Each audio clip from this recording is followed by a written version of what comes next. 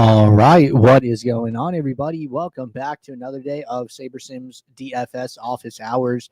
Today is Saturday, April 5th of 2025. Looking ahead here, we have a ton of DFS action coming at you all weekend long. If you guys aren't signed up with SaberSim, we do have a 5-day no strings attached free trial. Link to that in the description of this video. I always recommend people get signed up on the weekends because you get access to all the weekend sports, plus it takes you into the middle of the week. So for instance, today or this weekend coming up, Xfinity, Cup race for NASCAR, MLB, NBA, NHL, golf, MMA, and UFL. It's about 8 sports I just counted on my hand here. So for those of you who are new here, my name is Andrew, one of the coaches over here at SaberSim. This is a show where we go over how to use the SaberSim app, answer any and all DFS related questions. Get your questions in one of 3 ways here. First off, send us an email, support@sabersim.com. Second, post it live in the YouTube chat. Third way, posted in the office hours channel in our Discord server. If you're not in our Discord and want to get access to that channel, there is also a link for that in the description of this video. We do this show Monday through Friday, 4 p.m. Eastern, and then we do the show here on Saturdays at 12:30 p.m. Eastern. So tune in any one of those days, get your questions answered. Appreciate you guys hanging out with me on a Saturday morning or afternoon, depending on where you live. But it looks like we have plenty of questions queued up here to get us started. So why don't we get SaberSim up and we will jump right in. So one sec. Okay, SaberSim, check. All right, and we're just going to work top down here. Had a couple questions come in the YouTube chat first, and then we will knock out the ones that came in Discord. So first question from Deshaun. For MLB DFS, is it still a good rule of thumb to bump up or down projections 10 to 20% if you want more or less of a player, or would it be best to change min and max exposure? Okay, so good question. There's basically 2 ways, like you're talking about here, right, to get more of a player. Now it's going to depend on what you're trying to do and how specific you want to be. So like for instance, right, let's say we're talking about pitchers, right? Okay, we go to pitchers, and maybe I think that some pitcher is going to pitch more than we are expecting. Maybe I think Michael Wacha is going to throw 90 pitches instead of 83, right? So then maybe I bump him up, 1-2 points to account for that pitch difference, right? That is more along the lines of just like trying to give the builder a better input rather than manipulate their projection to kind of get more of them. Like, hey, SaberSim, I think Wacha is actually going to pitch this much. That should help his projection a little bit. Analyze that new input and return new exposures to me, right? In general, the higher projected, the more you're going to get of them. So you're indirectly telling SaberSim that this play is a better play than it's expecting, and that you're open to like more exposure, right? A little bit more hands off, a little bit more just kind of input based.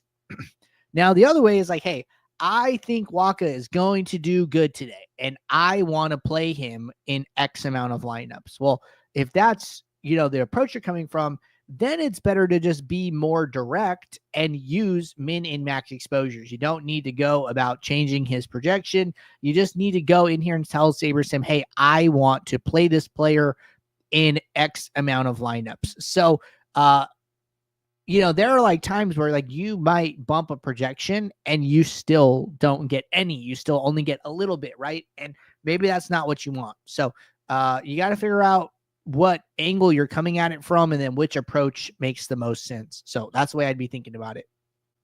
All right, next question. Just set min max exposures. Changing projections could change the way other players grade out in sims due to correlation. Okay, so let's talk about this a little bit. When you change an individual player, like let's go to bat.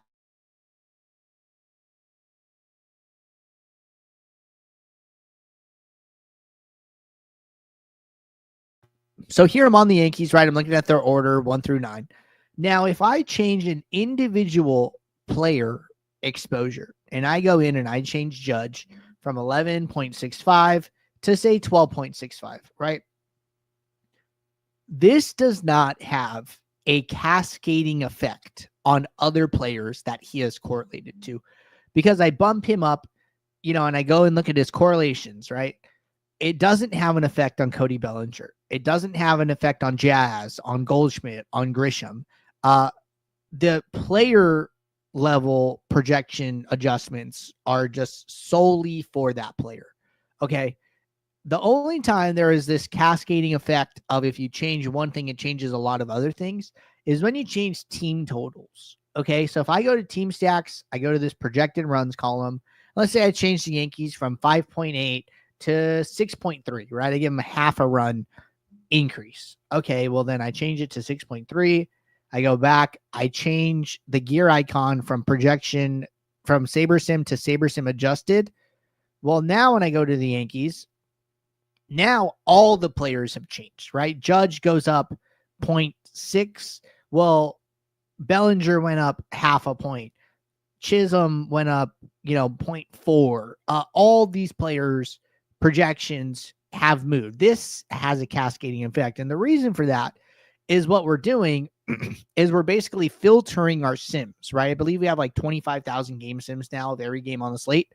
So, there is a spectrum of like low scoring games, high scoring games. This team scored low, this team scored high, etc. So what we start doing is you're saying, hey, we want these new values to be the new mean team totals for these teams. So then we basically effectively start getting rid of like sims where the Yankees get shut out. The Yankees, score super low until we can get rid of enough of those to move the new team total to 6.3 from 5.8. So that's why it has a cascading effect because we are filtering the sims and then that affects all of the players. All right. Good stuff there. Next question. Is there a method I should be following playing cash games other than sorting by highest projected score? So honestly, in all of our content and everything that we do, we really do not recommend playing cash games. And the reason for that is that projections are good in DFS across the industry in 2025, and it is easier to build a well-projected lineup. And with cash games, one, you need to beat the rake, but then two, the profit margins on the other side are very low, like single digit ROI, unless you're, a top 0.1% like cash game player. So we really feel like the edge in DFS is in tournaments and GPPs. And that's where we recommend, you spend your bankroll, right? Like most of us are operating on a limited bankroll and you got to think about like where your dollars are like best spent. And we think that your upside is a lot higher in tournaments and GPPs. So we really don't talk a lot about cash games because we don't recommend that you play them in general. But if you are playing cash games, sorting by projected score is the best way to do it. All right. Next question. How do Sims handle uploading your own ownership? Do I need to generate my own field lineups and then go select it under the contest tab? Yeah, you got that exactly right. So basically what you would do is like, say we come in here to all, and then we upload projections, right? So some projections are going to be higher, some are going to be lower, right? We're like moving things around.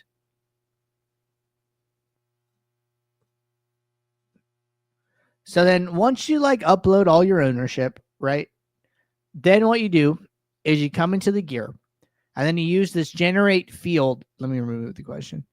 Generate field from ownership button. What this will do is take all your ownership projections into account and then create a new set of field lineups for you. And then you can just name it. I'm just going to name it 1. All right. So field lineups get generated. And we'll let this finish.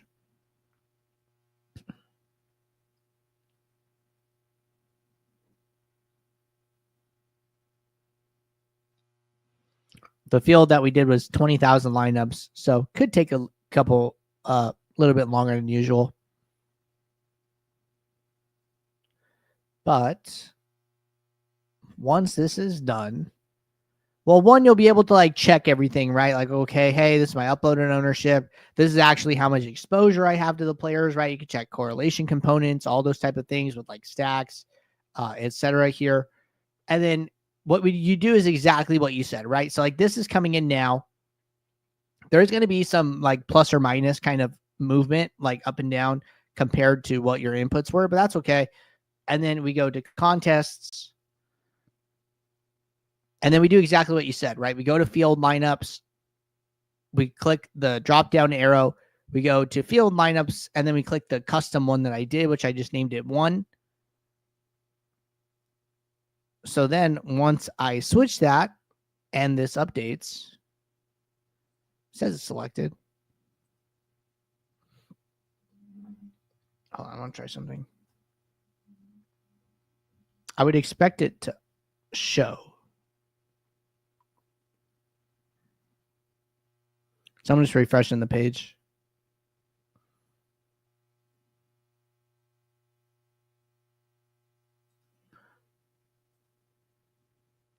There are some updates coming to responsiveness here. They're actually on beta now, so that's good. They went live last night. So if you guys are on Ultimate and want to check those out, you can check those out over on beta. But it does say they're selected. I think it's just like an update thing here. So the SaberSim ownership sources aren't chosen. Field lineups 1 is chosen. Now when you run the contest sim, it will run it against your custom field. Okay. So let's go back to our build.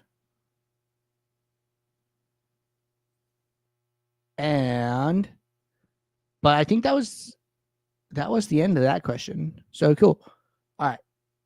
So we are going to go to this next one. Does using game postponed % for MLB slates automatically not use any players? I am trying to assume a 25 and 50% chance of a postponement game in Pittsburgh and Boston for today, but the Sims are graying out all players after the build. I thought the idea was to have the Sims use the players less when a chance of postponed was possible. Okay, so this is a new feature that we are testing out. We are, what's the word I'm looking for?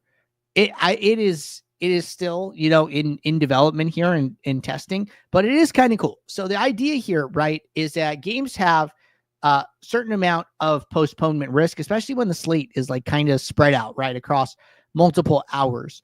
Now, let's say like a game later on has like potential postponement risk. What you can do here is in the games tab, you can put a % chance that you think the game is going to get postponed.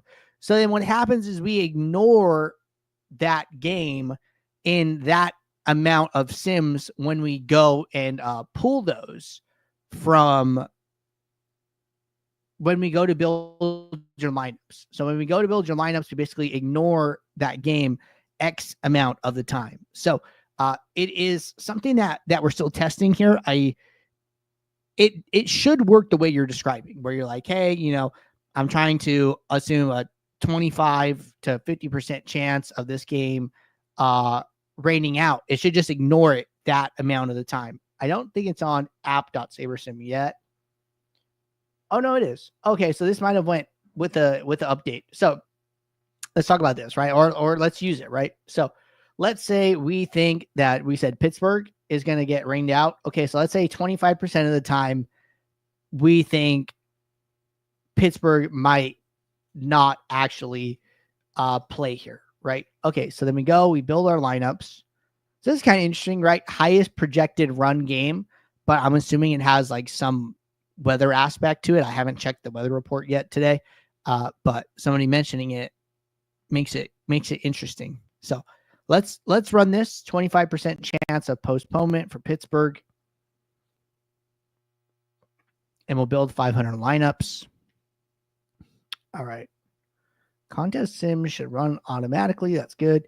Okay, so here it doesn't look like it's completely ignoring it because we do have pool exposure to this game, right? So across our 500 lineups, there are still 56 lineups that have this game, And then if we go and look at the teams, although we have 0% Pittsburgh in our top 20, 0% Yankees in our top 20, we do still have them, right? 18% Pittsburgh, 25% Yankees.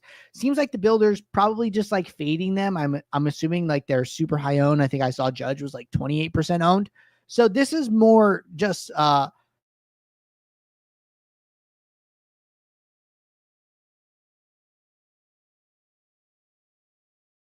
because we are still getting to the teams, right? And I think you can see it here. Yankees 25, Pittsburgh 18. So everything seems to be working right on my end. If you were using it a little bit differently, try following those steps I did there. If you're using it the same way I am and you're having trouble with it for some reason, best thing that you can do, go to the top right corner, go to report a problem, and then write us a brief description of what you're experiencing. And then this will go to our support team and we'll be able to look into it further. But from what I can tell, everything's kind of working okay. All right. Good stuff there. Next question from Big J. I'm trying to do the Xfinity race that starts in a couple hours, but every driver's projections are at 0. Am I doing something wrong? This is the first time I'm trying my hand at NASCAR. Okay, good question. So for Xfinity, qualifying, well, how do I say this? Okay, so if this is your first time in NASCAR, kind of got to understand what happens. So the starting grid for how the drivers line up is determined in what they call qualifying racing. So they have to do like kind of like a pre-race, like how fast they go around the track, different things like that. I don't know all the ins and outs of qualifying, but then that determines like who's first, who's second, who's third, who's fourth, etc. Right? They call that qualifying. Qualifying happens earlier in the day. So typically qualifying is in the morning and then the race is in the evening. Now we need qualifying to occur in order to run the sims. We need to know how the drivers are going to line up. That's going to impact the betting markets. That's going to impact the odds in the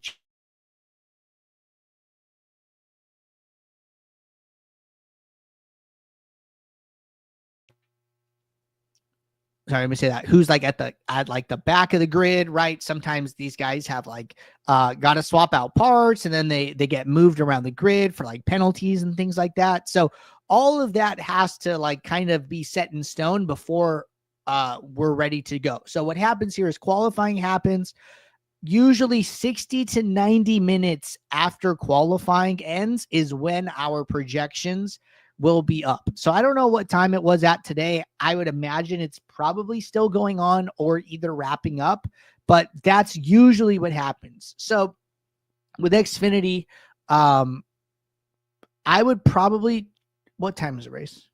Let's see. NASCAR. Okay. So the race is in about 2.5 hours. I would check in at like the 90 to 100 and like 2 hours to an hour and a half. Projections should definitely be up then. So I can check on it after I get off the show. I'm not 100% aware of the qualifying schedule off the top of my head. So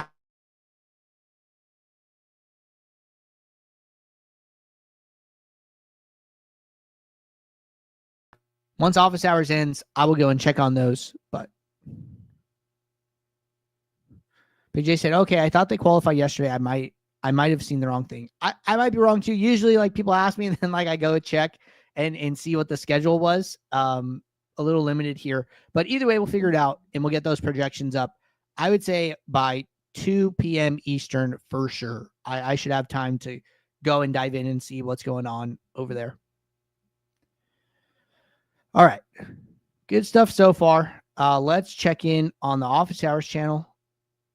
We are all caught up there. All right, cool. So why don't we keep rolling here with this MLB build that we've already started here. So this one's interesting, right? We've included the postponement chance in our initial build, and we still have our custom field, right? So we also, a couple of things we did here, right? We used a custom field and then we ran the contest sim against the custom field. And then we also use the postponement chance, right? So using a couple different things from what we normally do. This definitely gets into the personalizing your lineups and really making them your own territory here, which is totally fine. But again, even after all those things, we're still sorting by the ROI of the contest we're playing. We still have our average projection and average ROI aggregate metrics. And we still want to, manage our leverage, manage our risk.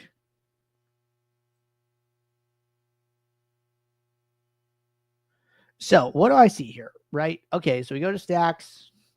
Plenty of 4 or 5 stacks. Seems fine. A lot of exposure to St. Louis, Houston, San Diego, Chicago. I'd probably just start with some uniques, right? Bumping this up just like 1 to 4. See what happens there. ROI came down like 25%. That seems okay, but it does flatten our leverages out quite a bit, like right away. 5 uniques, 212 still, so that looks good. 6 uniques, 199. This gets us down like 39% ROI total. That is probably as far as I'd want to go. I would determine, what I like more between like 5 and 6. I might like go back to 5 and like, okay, we're looking at like teams here. Let's go and look at players, right? Let's go and look at our pitchers specifically. 2 stands, Nola, Palante. Under big time on Matthew Boyd. Under on Arrighetti. Under on Pavetta. So some kind of a couple big stands here at pitchers at 5 uniques. At 6 uniques, it flattens out, right? Our top leverage comes down. Some of these other leverages, like we're still taking stands on these guys, sure, but they're not as aggressive as they were. Like we're pretty close to even with Pavetta, pretty close to even with Arrighetti. Palante came down a little bit, right? We still don't like Boyd, but like 1 stand against isn't so bad. I kind of like the way 6 looks for like my pitchers. And then in the batter department, Ohtani, and then I don't know, kind of a lot of one-offs here. Westberg, Suzuki, Paredes. They're all different teams, right? Our top like 4 batter exposures. So it feels like 6 is like a lot flatter. 5 was like a little bit more aggressive. We still are getting good correlation in our lineups at 6 uniques. I would probably go with 6, right? I like 6 here. Feels safer, feels a little bit more. We did a really interesting build review show yesterday, in case you guys missed it. We didn't have anybody sign up, so we just went and looked at like some of the best players in the lobby and like studied how their MLB lineups are looking. And from what I remember, looking at 6 uniques actually feels like a little bit better because it seems like it gets us a little bit closer to what we saw yesterday. So like batter leverages were like kind of flat. Like this might even be like way too much of like Baltimore, Chicago, like the builders kind of hammering some of these like lower owned hitters.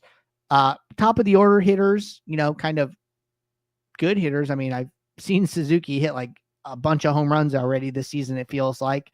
And then, you see like Machado, Tatis, Betts, right? So I might do something to limit my leverages here, just kind of based on what we learned yesterday. But I don't think this is like terrible. And this is why I'm kind of leaning higher on the 6 side than lower.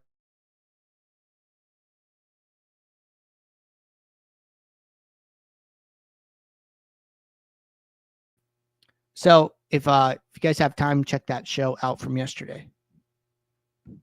All right, I'm Rice. What's the best way to rank lineups? Sim obviously rank weak stacks versus chalky pitchers well, but those rarely perform well. Is that ideal to filter by Saber score or something similar after running sims? Yeah, the builder definitely does like some of these like lower owned stacks. There's 2 ways I've been talking about handling this, which I still think those are the best. Number 1 is custom fields, right? Like come in here and bump these guys up. Just say like, hey, I would just go like teams. Like just identify the teams. So it's like the Cubs, Houston, San Diego kind of seem like some ones here. right? So like even we go to the Orioles. No, they're not that bad. I'm looking for like the single digit ownership type guys. Like, okay, we go to the Cubs. Yeah, a bunch of single digit, right? Like bump these guys up, bump them to 3%, minimum, right? Go do the same for San Diego, bump them up to like 3% minimum. Basically set like a floor. And then what you're doing is like you're telling the builder, hey, I understand you want to play these guys, but if their ownership fluctuates even this much, even from 1% to 3%, are they still a good play? And chances are they might not be, right? That just tells you like the ROI is very fragile for those players. And you kind of want to be careful with like fragile ROI, right? You kind of want to test it. You kind of want to push the limit a little bit. So increasing ownership even ever so slightly and rerunning the contest sim and seeing like, hey, are these players still good plays at 3% versus 1? Let the builder tell you that. And then after that, you can even go and limit your exposure to them still, right? In the lineups tab, this Houston, San Diego, Baltimore, Chicago, we're getting a lot of those, right? We have 19 stacks out of, I don't know how many stacks we have, but you could turn those down, right? Turn them down to 10% each, turn them down to 1 lineup, 2 lineups, 3 lineups, right? I mean, we only have 20 here, but 5%, 10%, 15% max, right? Maybe you do something like that. So managing your risk to low owned stacks, using custom fields to test ROI fragility of those low owned stacks are like 2 things that I would say are like really good options when you see that, which you do see that often. Michael said, I've been getting destroyed in DFS this week. Happens sometimes. One of the best things that you could do is sign up for our build review show. So if you're signed up with SaberSim and you're like, hey, Andrew, I want you to review my lineups that I built this week. Can you review the Friday, April 4th MLB main slate for me? And if you send us that via email, support@sabersim.com, or post it in the office hours channel, I can add you to the list for our next show. We do that build a re-show once a week on Fridays at 5 p.m. Eastern, and we just had one yesterday. All right.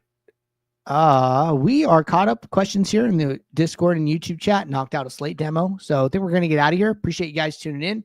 I'll be back Monday, 4 p.m. Eastern for our next show. So until then, everybody, take care. Good luck. Thanks. Bye.